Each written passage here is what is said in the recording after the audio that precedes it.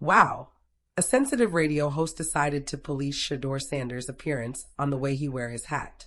The disgraced Cleveland radio host said, I want to remind Shedeur about wearing his hat backwards. I would just remind Shedeur with the backwards hat and the sunglasses.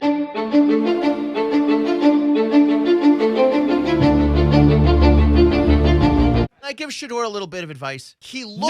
Actually, no. I don't want you giving Shedeur advice. And the look of it.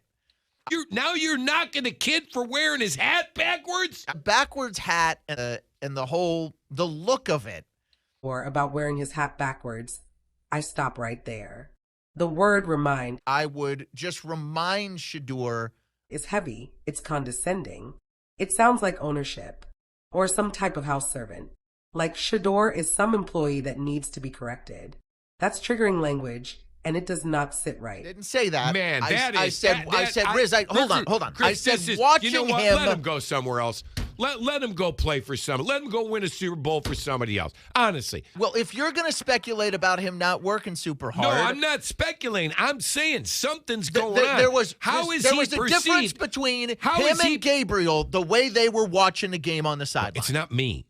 This is how he is perceived. Now, here's the real story. Let's not forget what actually happened. Shedeur showed concern for his teammate. The kicker missed the game winner. It is the sickest feeling you can imagine because your mistake hurts so many other people. And it is hard to shake it off. Syracuse.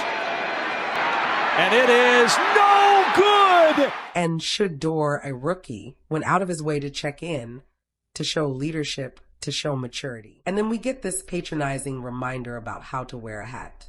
Even though Tony Rizzo defended Shedeur, the tone and the framing expose a bigger issue. Because here's the bottom line, the conversation around Shedeur keeps going back to appearance. His hat, for Pete's sake. The distractions. And every time that happens, the focus shifts away from the fact that he's a quarterback drafted into the NFL, stepping into a role where leadership matters. To the super-grown, miserable folks, Shedeur Sanders doesn't need to be reminded of anything. He's not here for someone else's approval. Jalen Hurts do that all the time. He's done it. Lock in on the game. Watch the game. What? Who said he wasn't? Didn't game. Flacco have a hat on backwards? Does it? He's here to play the game he loves. He's here to win. And he's here to do it his way. So let's call this what it is. Policing appearance is not football talk. It's not analysis. It's an old playbook of control. And it's time to retire it. Shedeur is bigger than a hat. Bigger than a headline. He's on the sideline. Yeah, listen to this, Chris. Now, this pissed me off. Now, this did. Browns fan base, as always on this issue, is divided. There are half the people who thought that him going over to Schmitty Kicker and telling him it'll be okay. Oh, Mike. Because on TV, the one shot of Andre Schmidt on the sideline after the missed field goal. Oh, and you think Shedeur just happened to know what? No. I'm not. When the shot. That should have been the headline. That's the moment that should have gone viral. Instead, we get a host framing Shedeur as clout chasing. That's what some Browns fans think. I'm not telling you what I think. I will tell you what I think. You think he pre-planned that to get his face on camera? And others think that he was being a great teammate, and that shows you why ultimately he'll be the leader and franchise quarterback of the Browns. I want everyone to consider the source here. I'm not in the building. I don't know what the deal is. I'm a fan. I'm just looking at this from the outside looking in, and there's got to be something to it. There got to be. There was one. Consoling a teammate? That's not good, right? I asked Aaron. I said to Aaron today, I go, man, I said, I'm a little bummed, a little bored. There's no Shedeur buzz going on. He's a third-string quarterback. And Aaron goes, oh, there's Shedeur buzz. And I'm like, what? He didn't do anything. He didn't get in the game.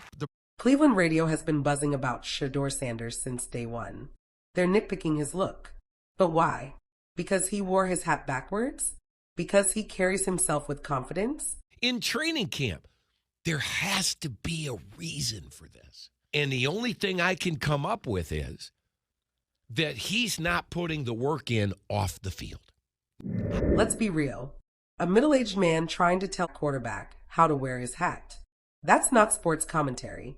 That's policing appearance. Other folks should never comment people's appearance. Not the hair, not the hats, not the style. That line is off limits. And every time the media tries to reduce him to appearance, it says more about them than it ever will about him. Thanks for stopping by.